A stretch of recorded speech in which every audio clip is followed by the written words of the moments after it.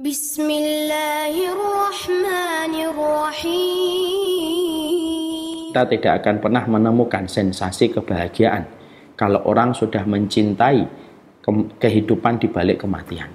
Dan orang itu akan selalu berada di dalam kondisi kesengsaraan kalau dia mencintai kehidupan di balik kehidupan yang sempit. Nah, inilah yang menjadikan kita paham sekali. Mencintai kematian itu sebuah keutamaan. Mencintai kematian itu menjadikan Allah mencintai pertemuan dengan kita. Tetapi mencintai kematian itu bukan sesuatu yang sifatnya instan. Bukan sesuatu yang didapatkan begitu saja. Tapi harus diusahakan. Harus ada step by step yang harus dikerjakan dan dilakukan. Sampai kita mampu mencintai kematian dengan seluruh ilmu yang telah membantu kita mengenali tentang kematian itu. Nah, inilah yang menjadikan kita membahas kitab At-Tadhkirah. Kitab ini membahas tentang perjalanan ilmu yang menjelaskan tentang semua hakikat kematian, dari proses hidupnya, dari proses menjelang matinya, dari proses matinya, sampai proses nanti menuju kepada kehidupan akhirat. Supaya kita ketika semakin memahami tentang kehidupan setelah kematian, maka kita pun tahu kematian itu adalah sebuah awal dari perjalanan panjang pada kehidupan di akhirat. Maka itulah yang menjadikan kita sekali lagi mengatakan, membenci kematian dosa besar. Takut pada kematian kewajiban yang fitrah. Mencintai kematian itu anugerah besar. Karena dibalik orang yang mencintai kematian, ada sebuah pertemuan yang Allah cintai, bertemu dengan orang itu ketika orang itu mencintai kematian. Ketika dia paham, dibalik kematian adalah jembatan yang berjumpa dengan Allah.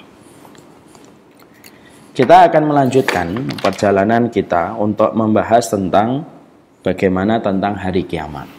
Tentunya nama-nama hari kiamat ini mendapatkan porsi penjabaran dan penjelasan cukup panjang yang disampaikan oleh Imam Al-Qurtubi. Kita bahas satu persatu setidaknya supaya kita memahami hakikat hari kematian itu apa saja. Supaya tidak terlalu minimalis kita memahami kematian, bahwasanya kematian itu, bahwasanya hari kiamat itu hari ditiupkan sangkakala oleh malaikat Israfil. Itu merupakan pemahaman terlalu minimalis, dan tentunya tidak boleh kita hanya menggunakan pemahaman itu terus-menerus dan tidak bertambah referensi kita. Kemarin kita telah membahas bahwasanya setidaknya ada 3 pembahasan pada pertemuan kita yang sebelumnya.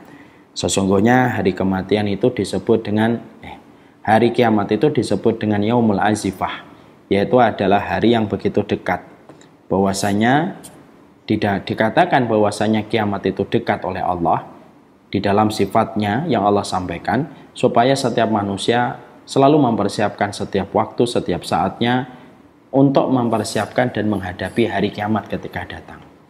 Kalau ada yang mengatakan, Ustadz, bukankah kiamat masih panjang? Kiamat itu dekat. Bukankah kematian kita merupakan kiamat kecil? Faida mata, kalau seseorang itu meninggal dunia, qamat kiamatuhu, maka telah datang kiamatnya. Maka itu menunjukkan bahwasanya kiamat itu sejatinya dekat. Supaya kita tidak bersantai-santai, supaya kita segera mengambil amalan-amalan terbaik ketika kita memahami bahwasanya Allah menjelaskan tentang hari kiamat itu merupakan hari yang dekat. Ini sudah kita sampaikan. Kemudian kita juga memahami bahwasanya hari kiamat itu adalah yaumul ma'ab, yaitu tempat kita kembali. Bahwasanya ini merupakan tempat kembalinya setiap manusia dan setiap makhluk. Tidak ada yang tidak kembali.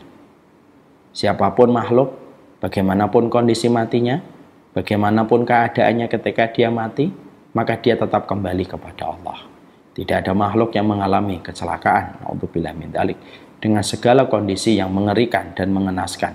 Dia pun akan kembali kepada Allah, karena hari kiamat merupakan hari yang Allah jadikan hari itu menjadi tempat kembali setiap manusia, dan tidak ada satupun manusia yang luput ketinggalan lalu tidak dibangkitkan pada waktu hari kiamat telah ditegakkan oleh Allah.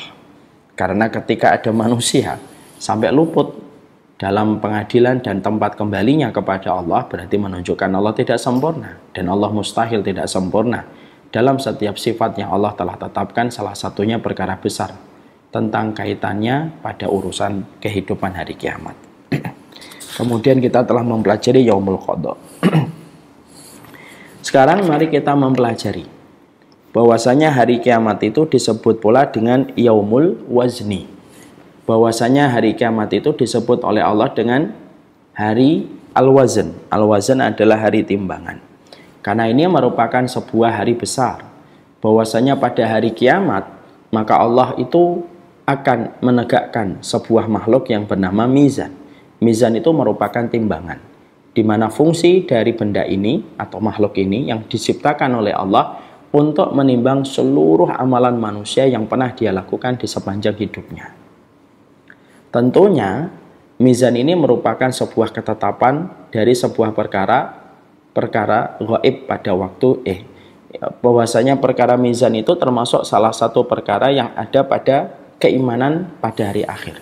Bahwasanya salah satu konsekuensi iman kepada hari akhir adalah mengimani adanya mizan pada kehidupan manusia. Mungkin ada di antara kita yang bertanya, kenapa sih di pengadilan Allah kita ini tetap harus ditimbang, Ustadz, amalan kita, kitab kita, ataupun orangnya yang ditimbang? Kenapa tetap ada timbangan yang Allah tegakkan pada waktu hari kiamat? Bukankah ketika manusia sudah melewati hisab, sudahlah cukup ketika semua amalan manusia itu sudah dihamparkan oleh Allah, diperlihatkan oleh Allah, lalu menjadi pertanyaan yang Allah tujukan kepada orang itu, kenapa masih ada mizan? Maka dijawab oleh Syekh Utsaimin, tidaklah mizan masuk dalam perkara iman kepada hari akhir. Dan mizan itu prosesnya setelah manusia melewati hisab di hadapan Allah, lalu beralih menuju kepada mizan. Maka mizan itu tetap diselenggarakan oleh Allah, tetap digelar oleh Allah untuk memberi kepada kita sebuah makna bahwasanya semua manusia itu akan diadili seadil-adilnya sampai ketika mereka melakukan apapun setelah mereka dihisab oleh Allah, itu pun tetap ditimbang supaya tidak ada manusia yang terzalimi pada hari itu. Itu yang kita harus paham. Ya. Kita tentunya paham sekali. Kalau kita membeli sesuatu, ketika kita membeli barang, maka biasanya ketika kita sudah bisa memperkirakan barang ini kira-kira beratnya berapa. Tapi kenapa kita masih tetap harus timbang? Karena kita ingin betul-betul meyakinkan bahwasanya ukuran benda yang kita akan beli sesuai dengan timbangan yang kita inginkan. Timbangan itu ada di pasar, timbangan itu ada di toko, timbangan itu ada di tempat-tempat quality control, supaya memastikan bahwasanya benda yang kita timbang sesuai dengan keterangan yang tertera di dalamnya. Itu sama dengan mizan. Mizan itu diletakkan oleh Allah karena sesungguhnya Allah yang meletakkan mizan supaya tidak ada satupun makhluk ketika mereka disidang oleh Allah, lalu mereka merasa terzalimi karena ada satu amalan yang belum dihitung, karena ada satu amalan yang belum dihisab, ada amalan yang belum mendapatkan balasannya, supaya setiap manusia betul-betul sempurna mengimaninya dan tidak ada lagi tuduhan yang diarahkan kepada Allah. Ketika manusia diadili dengan seadil-adilnya, dengan pembagian, dengan penetapan mizan yang Allah letakkan dalam kehidupan setiap manusia. Apakah orang kafir termasuk juga di mizan? Apakah orang kafir juga harus ditimbang, Ustaz? Bukankah mereka sudah jelas pasti menuju ke neraka? Ketika Allah menyampaikan kepada kita di dalam surat Al-Bayyinah, innal ladzina kafaru min ahlil kitab wal musyrikin fi nari jahannama khalidina fiha. Sesungguhnya orang-orang ahlul kitab dan orang-orang musyrik, mereka berada di dalam neraka dan mereka kekal di dalamnya. Apakah setiap orang kafir yang mereka sudah dinas, bagaimana mereka itu berada di dalam neraka, mereka juga harus tetap melewati mizan? Jawabannya iya. Orang kafir pun, walaupun mereka sudah dinas, sudah dikabarkan dan ditetapkan, kalau mereka membawa kekafiran, kalau mereka membawa kesyirikan sampai mati, maka mereka berada di dalam neraka, tetapi mereka tetap melewati mizan. Kenapa mereka orang kafir tetap melewati mizan? Supaya tidak ada alasan dan celah bagi orang kafir untuk menuduh Allah tidak adil pada kehidupan mereka. Dan itulah hikmahnya kenapa mizan itu diletakkan dan kenapa hari kiamat itu disebut dengan yaumul wazni. Karena sesungguhnya tidak ada satu hari di mana Allah memperlihatkan mizan makhluk yang Allah ciptakan kecuali pada hari kiamat. Hari ini mizan berada pada satu tempat. Tidak ada yang tahu kecuali hanyalah Allah Subhanahu wa taala. ربي شكرا هديت قلبي شكرا